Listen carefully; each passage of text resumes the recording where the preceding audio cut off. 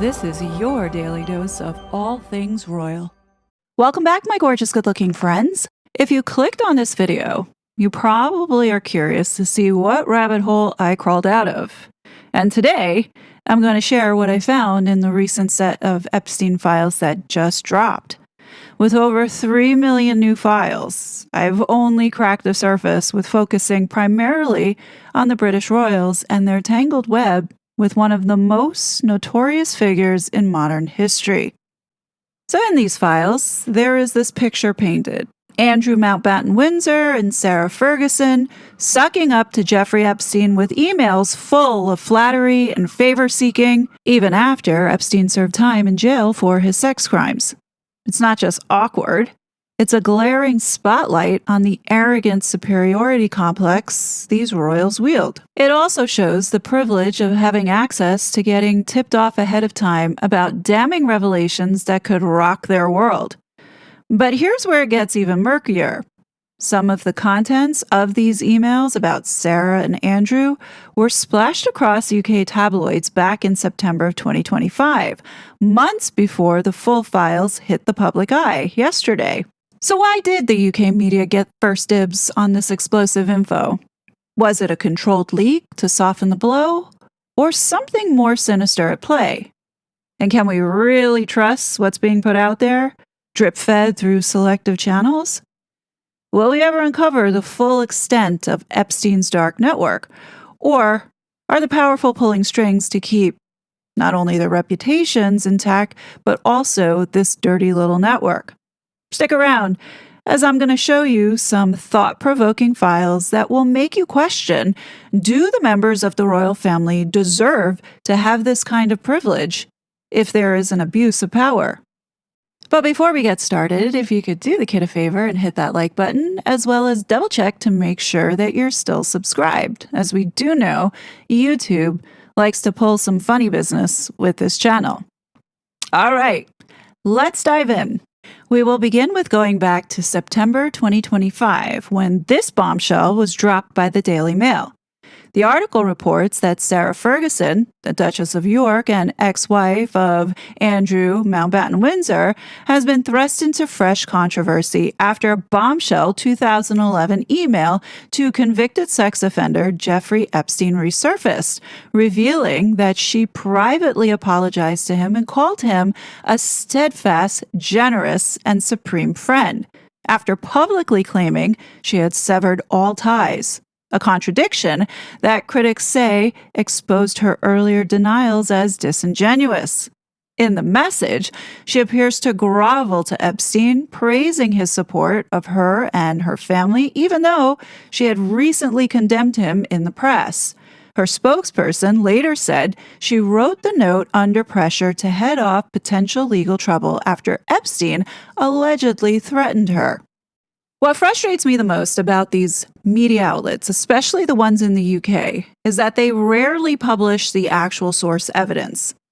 And when I read this article, I remember at the time searching to see the actual email they were referencing, and I couldn't find it anywhere. All of these media outlets truly can't be trusted, as we saw how they pushed the lies for Meghan Markle, and her supporting cast called her alleged family to influence and shape our thoughts. I see this pattern with papers like The Guardian and The Telegraph as well. Readers are expected to accept the outlet's interpretation instead of being shown the underlying documents. We've seen the same dynamic in British court matters too, like recently with Prince Harry when he provided his written testimony to the BBC and the story was framed through his perspective rather than released broadly for public review. If something is truly in the public interest, the primary material should be accessible to everyone, not selectively handed to preferred media organizations.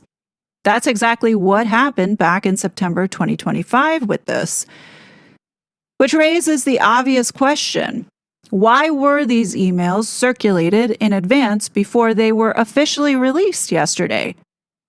I'll come back to that point shortly, but I first want to show you the emails the Daily Mail didn't publish back in September, so you can read them directly and judge for yourself. And at this point, My trust in major outlets is low because too often the coverage feels shaped around a narrative or an agenda rather than presented in a neutral, fully transparent way. So back on March 7, 2011, the London Evening Standard posted on their front page Fergie with this statement: "I'm so sorry I let a underage abuser pay my debt." Now, the reason why Fergie did this interview was because of the brewing scandal that was mounting right before Catherine and William's wedding about her financial links to Jeffrey Epstein. At the time, it had emerged that Epstein had paid £15,000 on her behalf to settle a debt owed to a former employee, and there was growing media and public scrutiny of both her and Andrew's connection to Epstein. In the interview, she publicly apologized for accepting the money, described it as a gigantic error of judgment, and expressed remorse, and said she would repay it and have no further contact with Jeffrey Epstein. We now know that that was a lie, and behind the scenes, Jeffrey Epstein was pissed. So on March 7, 2011, Jeffrey Epstein writes to his close friend, who is also a banker for JP Morgan, David Stern, saying, "Send both an email saying that Sarah's comments causing major problems. Jeffrey will need to defend himself. This is unfair, very unfair." David Stern writes back, "Her Evening Standard interview is now spreading, Daily Mail and CBS, etc." And immediately after that, David Stern writes back again and says, "Just to confirm, I will send both PA and F, meaning Prince Andrew and Fergie, that message. I will not send email but messenger, which is safer." In addition to trying to get a hold of Andrew and Sarah, Jeffrey Epstein then engages his PR crisis manager, Mike Citrix, to cobble together some type of statement that refutes the accusations that Sarah Ferguson made of him being a pedophile. So Jeffrey writes to his PR crisis person, Mike Citrix, throwing out a couple ideas as to what he would like to say. As he writes, "At most, I would say that the current media allegations date back over a decade, that you deeply regret some of your past conduct, and that your present and future are committed to helping the community through your philanthropic contributions and discharging your responsibilities as a financier at the highest professional level." So he's throwing out these ideas to Mike for Mike to work with. So Mike comes back and he writes, the draft statement that Mike Citrix writes for Jeffrey states, "Aside from the fact that some of the allegations being levied against me are false, those actions which resulted in my pleading to soliciting a minor for prostitution and soliciting prostitution, as well as those which are the subject of the civil suits being reported on in the media, occurred more than a decade ago. This was a different time and chapter in my life, and one, with the help of counseling, I have put behind me. I'm a different person today than I was then, and I'm focusing on helping the community through educational, scientific, and healthcare philanthropic contributions, as well as discharging my responsibility as a financier at the highest professional level."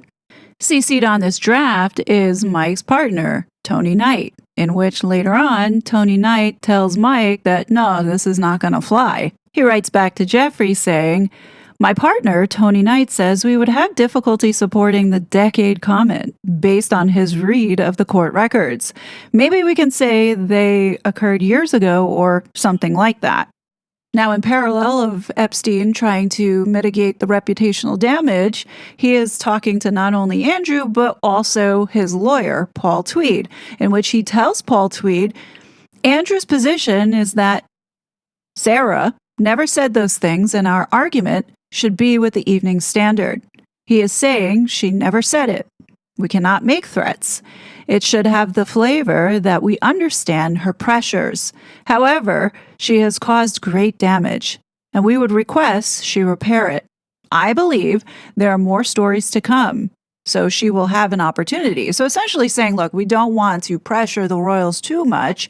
We will give her the opportunity to correct herself, but we have to be understanding because of all the media that's now hitting her at that time. So Jeffrey is actually being somewhat understanding and giving Sarah Ferguson the benefit of the doubt.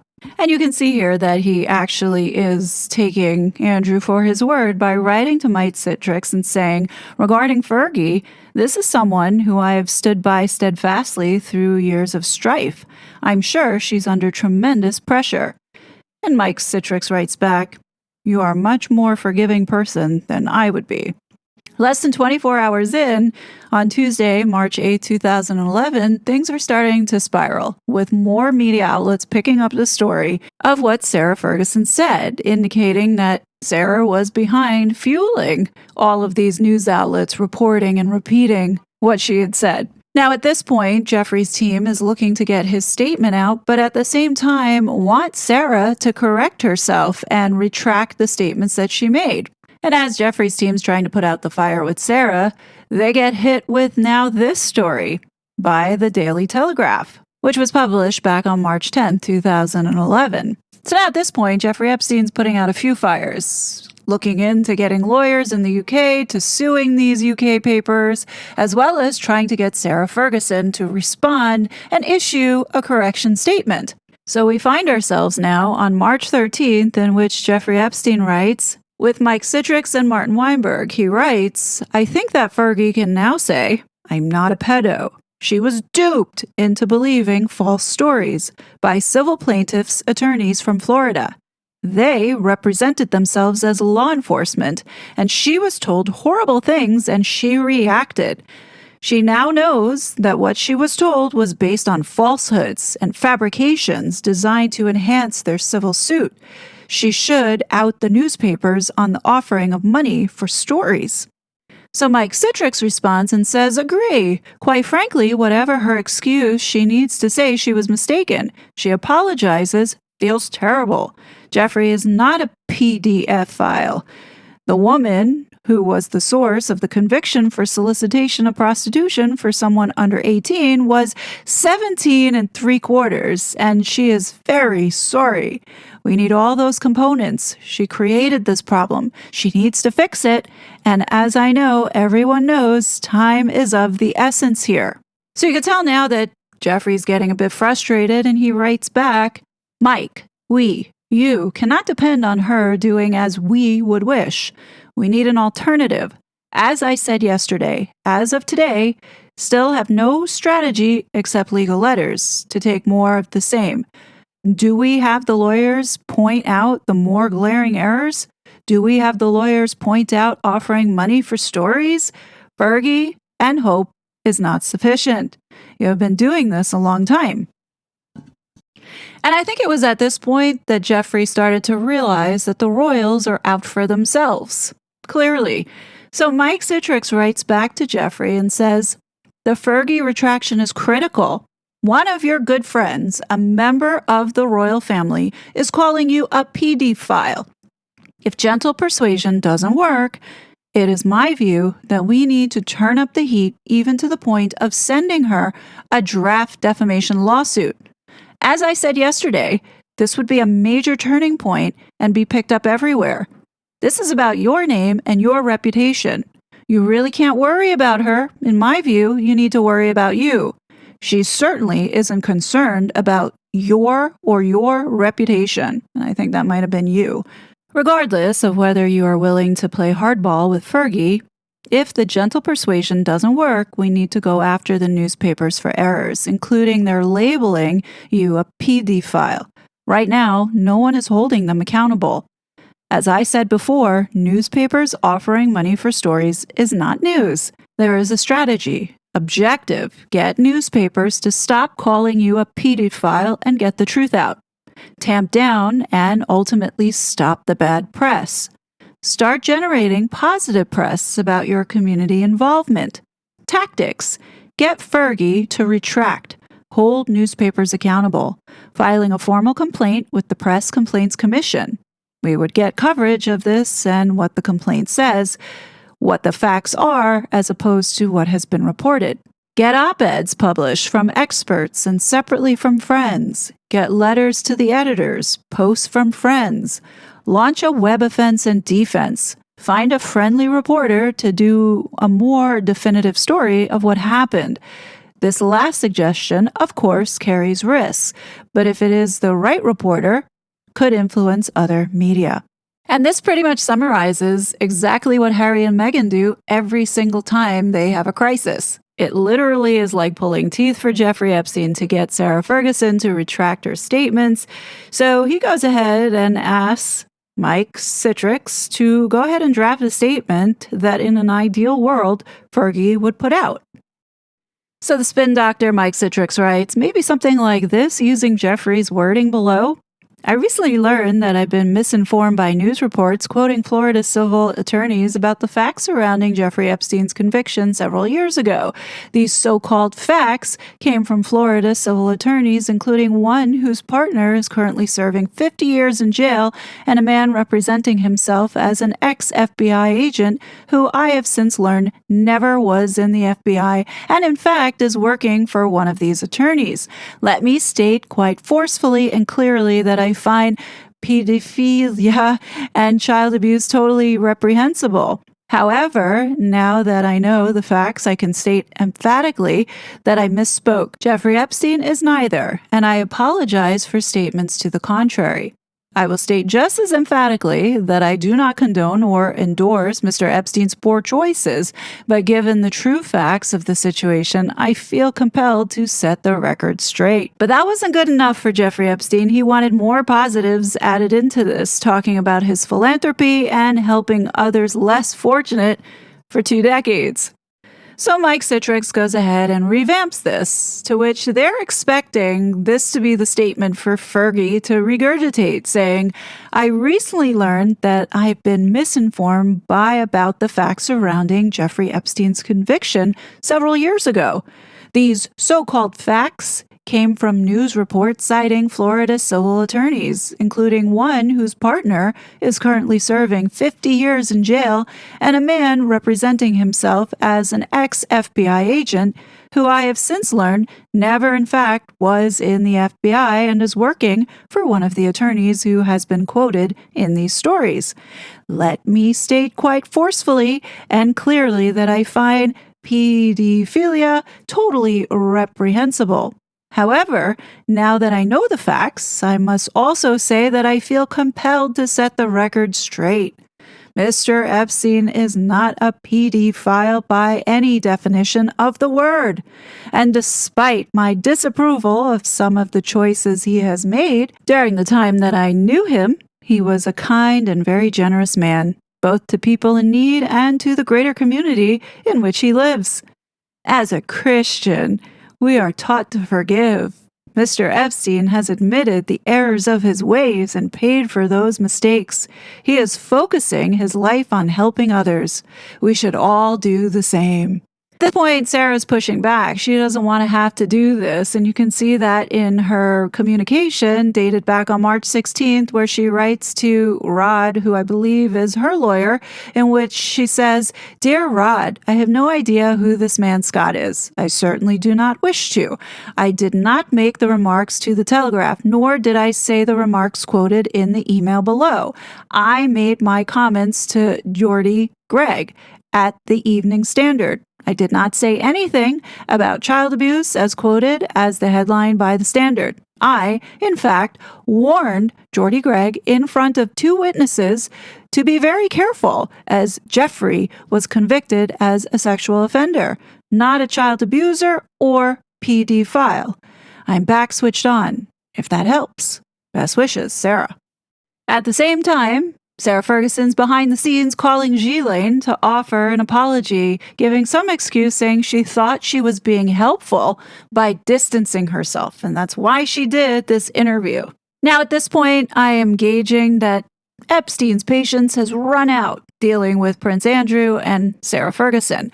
I don't know who Jeffrey Epstein cut and paste sections of his correspondence with his lawyer as well as with Andrew, but what he's done here is he had put the email that was sent to, I'm guessing, Sarah Ferguson's lawyer, And then you also cut and paste the response that Jeffrey Epstein got back from Prince Andrew. So Epstein's lawyer writes to, I'm guessing, Sarah Ferguson's lawyer, Rod, by saying, Rod, further to our telephone conversation yesterday, I would confirm that in the absence of a satisfactory response from the Daily Telegraph, who have clearly been buoyed up to some extent by your client's comments, I'm likely to be put in a position, notwithstanding my client's reservations, where I will have to undermine the credibility of those comments by pointing out that your client and her daughters were among the first to enjoy my client's hospitality upon his release from prison, and continue to do so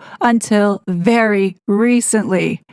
As I've emphasized to you, my client has absolutely no desire to cause any unnecessary embarrassment to either your client or her former husband, but her unwarranted or misquoted comments have placed him in an extremely difficult position and have to be corrected.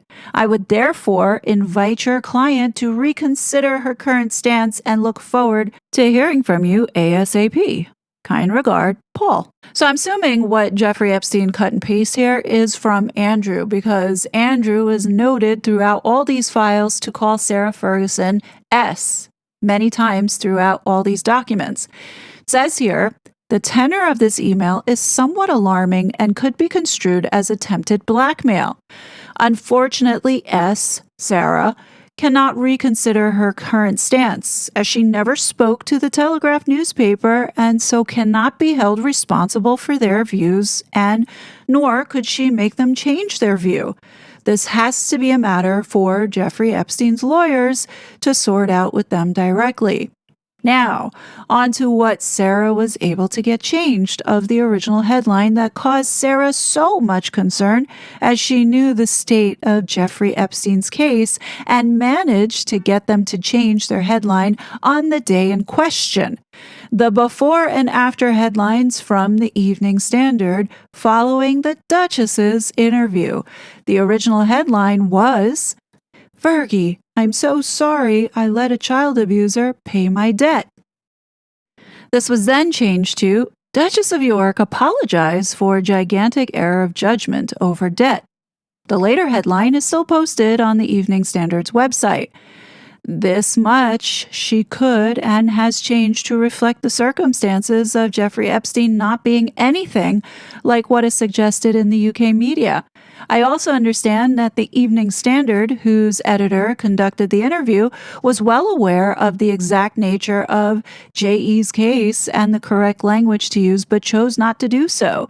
Sarah warned him of the sensitivity in her interview. We are both devastated that Jeffrey Epstein is being treated in this manner, and we would very much like to help him, but are somewhat constrained by me and my position and the fact that the media in the UK are taking a totally unreasonable attitude towards Jeffrey Epstein. And now you get to hear the arrogance and entitlement that Andrew exudes in the rest of this note. He says here, however, neither S nor I can be held responsible for their interpretation of the case. I hope this helps Jeffrey Epstein understand, 1, the difficulty we face in trying to help him, and 2, the very alarming tone to his lawyer's email to Sarah's lawyer. We both hope that the lawyer can be brought into line or to heel. So you need to obey, because we are the royals and you are just a little peasant, essentially.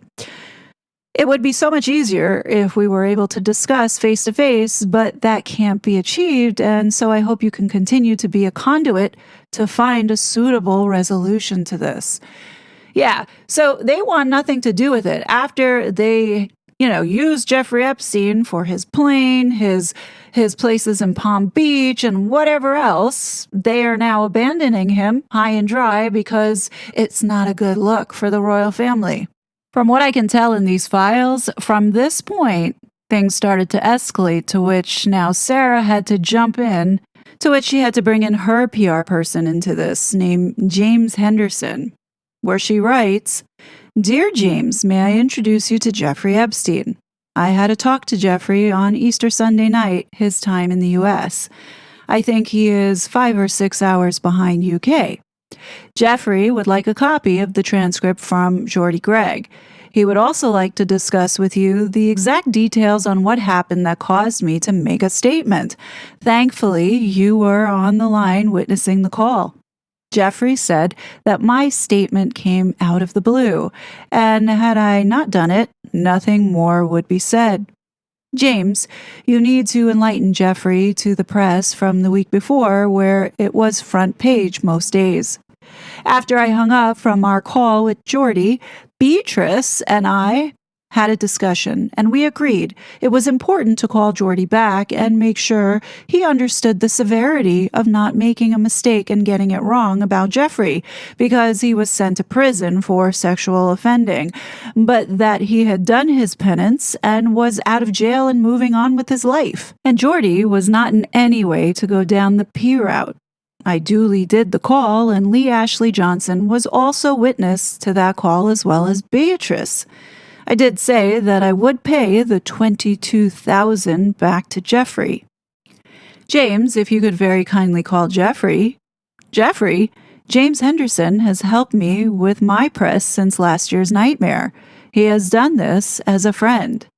I hope we can calm all this down. Jeffrey tells me he is getting death threats, and a 200-strong women's forum, led by Tina Brown, has done massive damage to him, and he has lost $50 million through two $25 million deals moving away. Allegedly because I said Jeffrey was a P, and I did not. I would not. Although I had to protect my own brand in the statement I did with Geordie, which is all in children's work. I certainly would not want to hurt Jeffrey anymore by saying much an untruth. I would like to find a way that the newspapers in the U.S. and all over the world that say I said something which I did not about Jeffrey could be asked to apologize for misrepresenting Jeffrey and myself. Thank you. So Sarah Ferguson, trying to put the monkey on somebody else's back and kind of smooth everything over to work with Jeffrey Epstein. But Jeffrey still faced issues because he was not getting what he wanted. And this is the email that the Daily Mail had wrote about back in September of 2025. It really is kind of pathetic when you read the whole thing through. So Sarah sends this note to Jeffrey Epstein on April 27, 2011, and my guess is that the reason why she finally caved to write Jeffrey Epstein a note directly was to not ruin Catherine and William's wedding, because things were escalating pretty badly. So Fergie's word salad begins like this. It is really horrendous to be continually used to hurt people you care deeply about by the newspapers. It is beyond any words, as you know. I know you spoke to James. I, of all people, understand what it feels like to be castigated by the tabloids. I know how you feel. I know you also feel hellaciously let down by me, from what you were either told or read, and I must humbly apologize to you and your heart for that. You have always been a steadfast, generous, and supreme friend to me and my family. As you know, I did absolutely not say the P word about you, but understand it was reported that I did. However, I am apologizing to you today for not replying to your email or reaching out to you when the tabloids were so vicious and horrendous. In the weeks leading up to that Monday when I made my statement, and then afterwards, when they used me to hurt you beyond realms. As you know, it was and is the worst nightmare for you, but also for me. As you know, the whole story did not come about because of me. However, because of my statement, they made it worse for you. I understand all of this. You know me well, and we are steadfast to that. But I must apologize for not reaching out to you or answering your email. It is unlike me. Therefore, you can only deduce that something else must have been going on for me to react in this way. So in the eye of your storm, which I know is hellacious, may I ask you to accept my apology for not reaching out to you in the eye of my storm, and accept and understand that I was in fear beyond all totality and I could not move left or right because of it, and was close to bedridden with the fear of what was happening. I was paralyzed. I was advised in no uncertain terms to have nothing to do with you and not to speak or email you. And if I did, I would cause more problems to both you and the Duke and myself. So I shut down and ran away. I was broken and lost. So please understand, as I do about you, that I was broken and not the strong person you know. And I got completely obliterated too. And I saw all my children's work, etc., disappearing. I shut down and everyone out. I was frightened. The palace system is frightening, and each step I turned or each action was wrong. And I did not want to hurt Andrew one more time. So, Jeffrey, this email is sent with the hope you accept and understand a little of my side too. We are and have both been in the firing line, both blamed for stuff we have not done. This frontline attack has been like this for me for 22 years. You would have thought I was thick-skinned enough to handle it. I know there are two sides to every story. I've heard yours. Please hear mine. I'm glad you spoke to James, and James made you aware from the British media standpoint that all this hellaciousness had been going on many days before my statement, and I was instructed to act with the utmost speed from most sides if I was to have any chance at all holding on to my career as a children's book author, etc., and a children's philanthropist, and I got terrified. I should have taken advice from you, too, before speaking to Geordie, and taken a day or two to think of the ramifications of my actions. But for the reasons as stated above, I was in overriding fear. I'm sorry, I just did not know what or where to turn. I know James can send you every single article from the days, weeks leading up to that Monday of the statement from the endless, horrendous pages written about you and the Duke. So you can see why I became paralyzed. I know you and James are going to work on a solution. In the meantime, I write this from the truth of my heart. So Jeffrey goes ahead and forwards this to Mike Citrix, and he writes, we must realize that she will be interviewed in the U.S. about this. She's going to have a teleprogram with Oprah. And then you have Mike responding back and saying, Jeffrey, my concern is unless we get something in writing that we can use, a statement, letter, or something, that she will continue to be quote-unquote tricked or quote-unquote misquoted, and the battering will continue. If she is really sorry, if she was really misquoted, then she shouldn't have a problem either issuing a statement or giving us a letter we can distribute to the media. Perhaps she can write something in the way of an apology letter to you, a bit more coherently, stating that she never called you a pedophile, she was misquoted, etc. And you can see that what Sarah's doing is bullshitting Jeffrey Epstein, because a month then passes by and there's still no statement that has been put out. So they're almost into June, and at this point, they still have no statement or correction from Sarah Ferguson. And I think it kind of died out because on May 24th, we had James Henderson writing to Sarah saying that at the same time as correcting this issue in interviews, Jeffrey Epstein's lawyer sent me a suggested letter in your name, which I copied to you. Post my request for further information. I never heard anything more on this. And Sarah writes back and says what needs to be done. And that was the end of it. From what I gather, I mean, I could be wrong here, it doesn't look like this letter was ever done. But according to Sarah, she believes that they corrected the problem publicly with People magazine and the New York Times. Now, maybe that was the best that she could do, and Jeffrey understands that the royals just don't come out and make statements. I mean, we all know this. And this was the best that Jeffrey Epstein was able to get. And from what we know from these files, that Sarah and Andrew remained in contact with Jeffrey Epstein, as seen here in August of 2011, where Sarah's like, big love, indicating that she wanted to give Jeffrey a call. What's really telling about the Yorks is that they don't want to know you unless you're valuable to them in some way. And here we have a perfect example of Andrew. On September 6, 2009, literally 2 months after Jeffrey Epstein got out of jail the first time around, Andrew writes him, "Dear Jeffrey, it's been far too long since we were in contact. Hope you are well. I have been following you vicariously through various mutual friends," right? But didn't have time for him when he was in jail. Anyhow, life in my world is as busy as ever, and the demands are ever increasing on my time.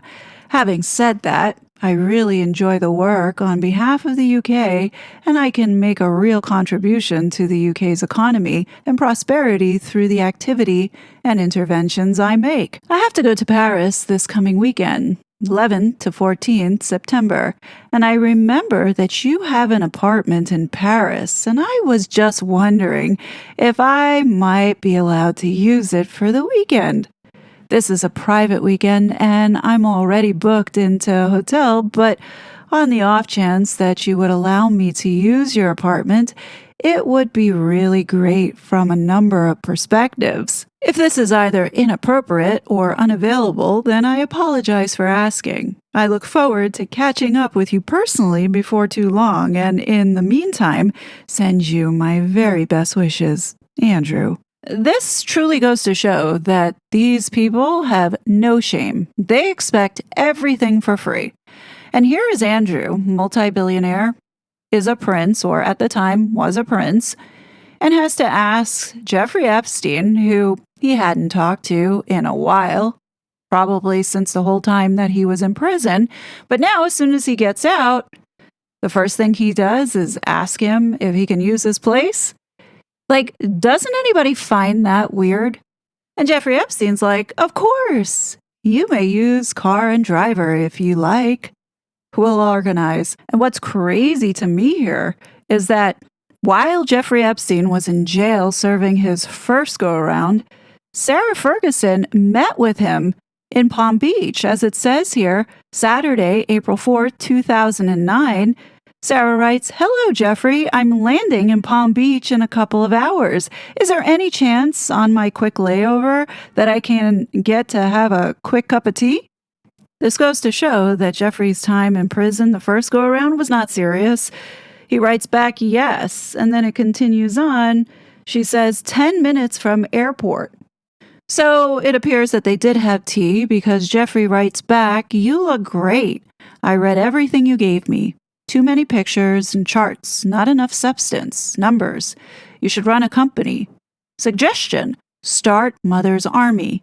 Give out badges or hats or some sign of membership. Charge $5. Enlist on the web. You could become a seal of approval. Approach Tom Scott. Tell him you're offering him the main sponsorship for $10 million per year. Find 5 other candidates for colonel positions. Michelle Obama, Carly Fiorina, governor of Michigan, Katie Couric, serious, respected, etc. You can get Procter & Gamble sponsorship to hand out to Mother's Army's enlistment package, coupons for baby products, educational toys. You can form it as a public vehicle, but with military terms, chairman, general, board of directors, joint chiefs, etc. Isn't it something that he's rattling off all these people that Meghan just so happens to have in her orbit, like Katie Couric, Michelle Obama, Procter & Gamble? What are the odds? But I think the most nauseating thing here is Sarah's response. She writes, "My dear, spectacular, and special friend Jeffrey, you are a legend, and I'm so proud of you." Proud? The guy's in jail. "Thank you for looking after me so well and for the brilliance of Janusz. I have read and devoured your email, and I'm putting into action what you said. Then I will come back to you with a business plan and all you need, and I need to see if this is the great Oracle realm. Thanks for being such a great friend. Lots of love, Sarah." Now, it's blatantly obvious that Sarah didn't really think that what Jeffrey Epstein did was so wrong. Because why would you take time out to go out of your way on your layover to go meet with somebody who was in prison? And what's even worse is that Jeffrey Epstein was released from jail on July 22nd, 2009, and the very next day, he has his people booking flights for Fergie, Beatrice, and Eugenie to fly down to see him for lunch.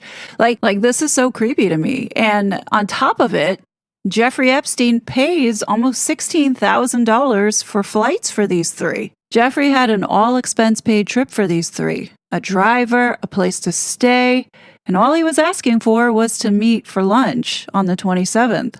Like, it totally blows my mind that Fergie, as well as Andrew, didn't see anything wrong in what this guy was doing. The other thing that was very cringe for me was that Andrew had no shame asking Epstein to pay off Sarah Ferguson's debt.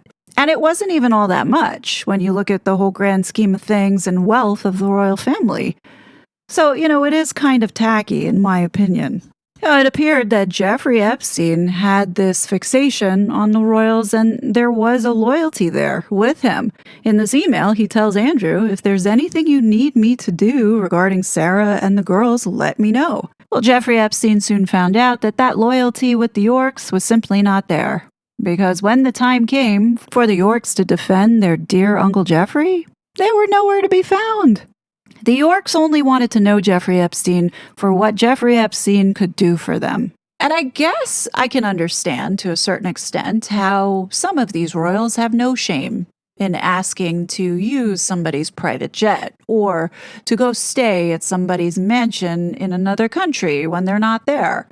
I think there's this level of expectation that just because they're royal, that they're above everybody else and they're entitled to use these things that don't belong to them just because they're royal.